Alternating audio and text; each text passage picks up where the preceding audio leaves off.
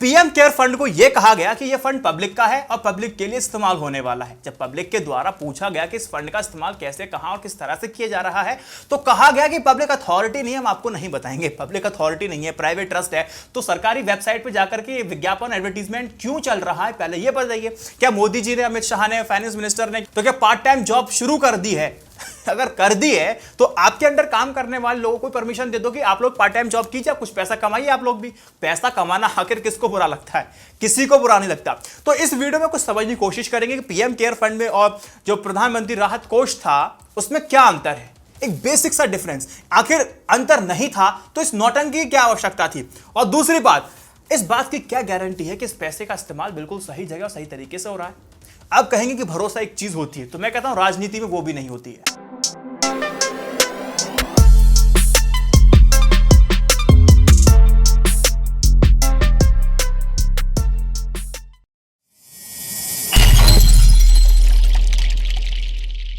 देखिए दोस्तों, आप सभी को पता होना चाहिए कि पीएम केयर फंड को 28 मार्च को लॉन्च किया जाता है। कहा जाता है कि आप सभी आकर के कुछ कुछ पैसा डोनेट कीजिए। प्रधानमंत्री मोदी जी आते हैं, डोनेट करवाते हैं, कहते हैं कि आप सभी का पैसा आपके लिए इस्तेमाल होने वाला है कोविड-19 से लड़ने के लिए। किसी ने यूपीआई से ट्रांसफर किए, किसी ने थर्ड पार्टी एप्लीकेशन से ट्रांसफर किए, किसी ने ड्राफ्ट से ट्रांसफर किए, किसी ने देखा देखी करके ट्रांसफर किए। पीएम केयर फंड बनता है, अक्षय कुमार 25 करोड़ रुपए डाल देते हैं। जो उनके फॉलोअर हैं वो भी डालना शुरू करते हैं। कोई 1000 डाल रहा है, कोई 10,000, कोई 50,000। इस तरह से पब्लिक का फंड जाना शुरू हो जाता है। चित्रा त्रिपाठी जी आगे आती है, वो 1 लाख रुपए डालती, फिर उनके फॉलोअर आते हैं, वो पैसा बांटना शुरू कर देते हैं। शुरुआत के हफ्ते में देखेंगे तो 5,000 करोड़ के आसपास का फंड इसमें आ चुका था, ठीक है। वहीं दूसरे नंबर पे पीएसयूज ने कुछ 2000 करोड़ के आसपास डोनेशन किया था।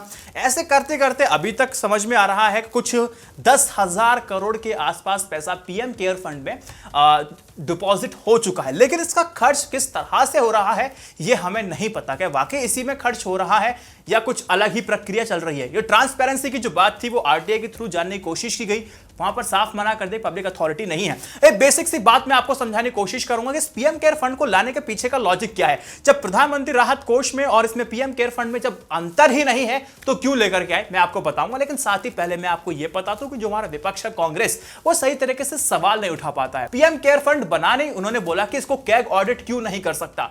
ऑडिट तो प्रधानमंत्री राहत कोष को भी नहीं किया जा सकता। तो ये कोई एक फालतू का विषय लेकर के आपने अपने आप को बैकफुट पे लाके खड़ा कर दिया था। सवाल आखिर में होना क्या चाहिए था वो मैं बताऊंगा, लेकिन शुरू में कर दूंगा, आपको समझा दूं कि पीएम केयर फंड और प्रधानमंत्री राहत कोष में क्या बेसिक सा डिफरेंस है। समझ में आ जाए ना तो मुझे बता देना। पीएम केयर फंड और प्रधानमंत्री राहत कोष जो योजना थी उस बेसिक सा डिफरेंस क्या है। पीएम केयर फंड 28 मार्च 2020 को बनता है और प्रधानमंत्री राहत कोष बनता है आजादी के ठीक 6 महीने बाद बनाया जाता है नेहरू जी के द्वारा। अब दूसरी बात यहां पर यह है कि जो प्रधानमंत्री राहत कोष था वो उसका इस्तेमाल, जो पैसा इसमें आएगा वो प्राकृतिक आपदाओं से लड़ने के लिए आएगा, नेचुरल कैलेमिटी से लड़ने के लिए आएगा।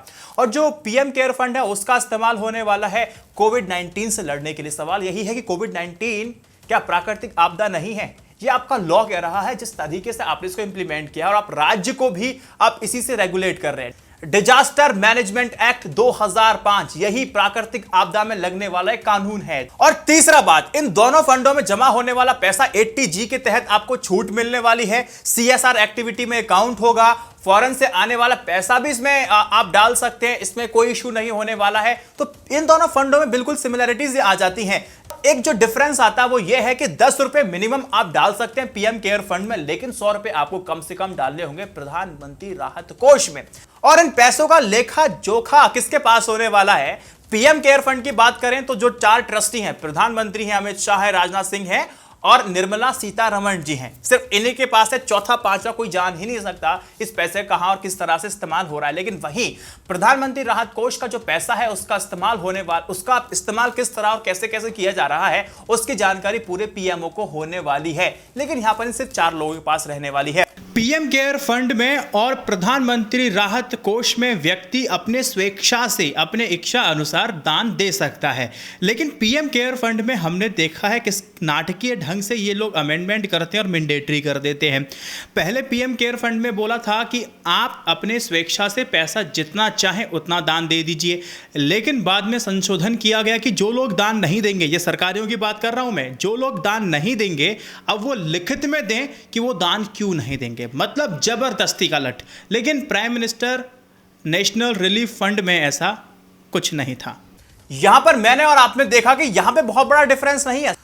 पीएम केयर फंड में 10 रुपए कम से कम डाल सकते हैं और वहीं प्रधानमंत्री राहत कोष में 100 रुपए। क्या एक बेसिक से संशोधन करने के बाद, अमेंडमेंट करने के बाद इस वैल्यू को चेंज नहीं किया जा सकता था? आप मुझे बताइए इतनी बड़ी नौटंकी की क्या आवश्यकता थी? जो विपक्ष बार बार सवाल उठा रहा था कि कैग इसको ऑडिट क्यों नहीं कर रहा, ये सवाल अपने आप में गलत है, क्योंकि कानून के तहत सबका इस्तेमाल किया जा रहा है और कानून के तहत ये लोग चल रहे हैं। अब यहां पर मैं आपको कुछ बातें समझाता हूं। आर्टिकल 266 और 267 का यहां पर एक छोटा सा एग्जांपल देके चीजों को क्लियर करना चाहता हूं। आर्टिकल 266 बताता है कि सरकारी जो धन है वो दो प्रकार का होता है, एक कंसोलिडेटेड फंड ऑफ इंडिया और दूसरा पब्लिक अकाउंट। अब ये दो चीज होती है, इसको कैग कर सकता है ऑडिट। अब देखिए, पीएम केयर फंड और पीएम एनआरएफ फंड दोनों ही चैरिटेबल ट्रस्ट फंड है, इसलिए ट्रस्ट को पूरी छूट है कि वो अपना ऑडिट मन चाहे सीए से कराए। इसमें कोई भी अनुचित बात है ही नहीं। आखिर चार्टेड अकाउंट ही तो देश के हजारों ट्रस्ट और निजी कंपनियों के ऑडिट करते हैं, तो उसमें प्रॉब्लम नहीं होनी चाहिए। ये सवाल ही इनवैलिड बन जाता है कि इसमें आप ऑडिट क्यों नहीं करा रहे हैं, क्योंकि सिंपल सी बात है, हम प्रधानमंत्री राहत कोष योजना के साथ ही इसको जोड़ के कंपेयर करेंगे। दूसरा फंड अगर वो कोई बनाए, वो यही तो बनाए। लेकिन आर्टिकल 267 जो कि स्टेट को भी परमिशन देता है, आर्टिकल 267 के जरिए केंद्र और राज्य सरकारों को विशेष आपदा फंड बनाने का अधिकार भी हासिल है। ऐसे फंड को संसद और विधानसभा की अनुमति लेकर के बनाया जाता है। इसमें सरकारी धन का भी अंशदान किया जाता है। यह अंशदान बकायदा बजट का हिस्सा समझा जाता है। अब इसके इस्तेमाल का ऑडिट करने का जो दायित्व है वो स्वाभाविक तौर पर कैग के पास होगा। पीएम केयर फंड को चाहे नेहरू जी के द्वारा बनाया गया फंड हो, वो आर्टिकल 267 के बाहर है और ये सवाल नल एंड वॉइड हो जाता है कि इसको कैग क्यों नहीं कर सकता ऑडिट। सवाल मैंने आपको बता दी, सवाल ही वैलिड नहीं है। तो भैया आप तो सही सवाल नहीं करेंगे तो आप बैकवर्ड पे रहने वाले हैं। अब पीएम केयर फंड को इसीलिए बनाया गया क्योंकि इसको नेहरू जी ने नहीं बनाया, इसको मोदी जी ने बनाया है। आगे अगर बात हो तो हाँ, मोदी जी ने कम से कम ये फंड बनाया था, उसके लिए बात हो। एक लोकेशना वाली जो बात है वो यही है, और लोकेशना सा मिलता जुलता एक एग्जाम्पल मैं आपको देना चाहता हूँ। सेंट्रल विस्टा प्रोजेक्ट, जहां पर पार्लियामेंट नहीं बनाने की बात चल रही है और ठेका दे भी दिया गया गुजरात के लोगों के लिए। अब खुद का एक एनालिसिस कीजिएगा आप लोग कि जितने भी ज्यादा सरकार की तरफ से जो प्रोजेक्ट हैं वो सब ज्यादातर गुजरात के लोगों को ही मिल रहे हैं। क्यों मिल रहे हैं, सोचने की कोशिश कीजिएगा। अब सेंट्रल विस्टा प्रोजेक्ट को बनाने का कोई सिर्फ यही तो औचित्य है कि 20 साल बाद, 50 साल बाद, अगर 100 साल बाद जब पार्लियामेंट का जिक्र हो तो पीएम नरेंद्र मोदी जी का जिक्र होना चाहिए। लोकेशना गलत है, इसमें गलत कुछ भी नहीं है, लेकिन टाइमिंग है वो गलत है। तो सिर्फ मैं एक ही चीज बोलूंगा कि मैं भी इस बात की गारंटी नहीं दे सकता कि इस पैसे का इस्तेमाल बिल्कुल सही तरीके से होने वाला है। अगर सही तरीके से होने जा रहा था तो उसके ट्रांजैक्शंस किस तरह से कैसे कैसे हो रहे हैं ये भी हमें पता चलता, तो ट्रांसपेरेंसी बनती। शब्दों में आपके ट्रांसपेरेंसी है, लेकिन कार्य में ट्रांसपेरेंसी नहीं है। ट्रांसपेरेंसी शब्दों में है, कार्यों में नहीं। तो यहां पर एक पूरा गोलमाल है, क्या नहीं है ये तो खैर ऊपर वाला ही जाने, लेकिन समस्या यही है कि ट्रांसपेरेंसी अगर होती तो शायद थोड़ा भरोसा हम और भी कर पाते। इस वीडियो को शेयर कीजिएगा और INI न्यूज इंडिया की जर्नलिज्म को सपोर्ट करने के लिए इंस्टा मोजो पे आप जा सकते हैं और पेट्रियन मेंबर बन सकते हैं, यूट्यूब मेंबरशिप लेकर सपोर्ट कर सकते हैं। वीडियो को शेयर कीजिएगा। जय Hind, Vande Mataram. Stay updated, stay educated, सत्यमेव जयते। नमस्कार।